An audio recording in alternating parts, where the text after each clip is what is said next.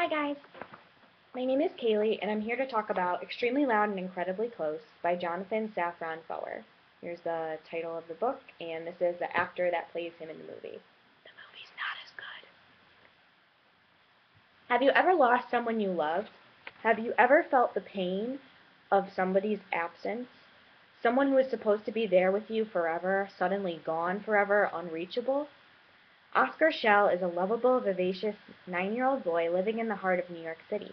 And one day, in the beginning of the school day, he looks out the window to find his city, the city that he loves, covered in thick black smoke. Airplanes have hit the Twin Towers.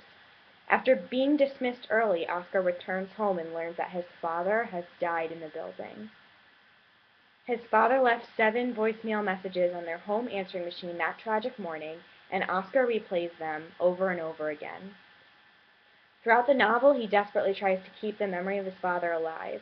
He constantly talks about him as if he were right there, and frequently visits his closet to look at his old suits and try them on.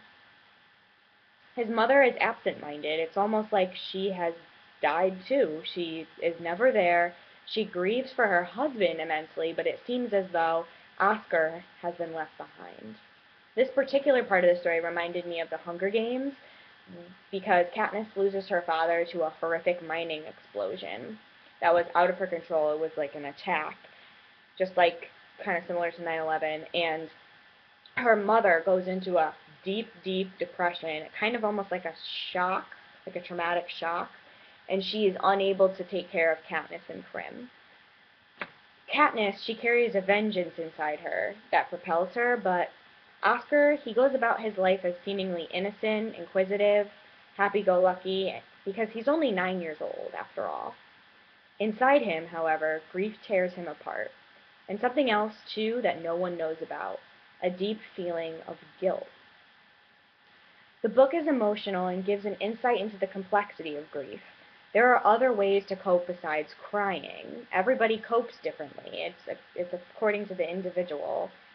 And coping sometimes is just impossible, no matter what anyone says to try and help you.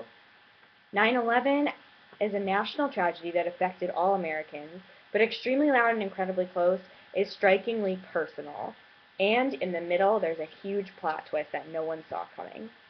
Some questions to keep in mind as you read are, is it human nature to keep secrets from one another? How do you move on from a life-changing incident? How can living in the past obstruct your view of the present? If you like books that have that shocking plot twist in the middle, you should check out Looking for Alaska by John Green. But if you like stories that are really heavily emotional, the kind that'll make you cry, you should try 34 Pieces of You by Cameron Rodriguez. Thank you.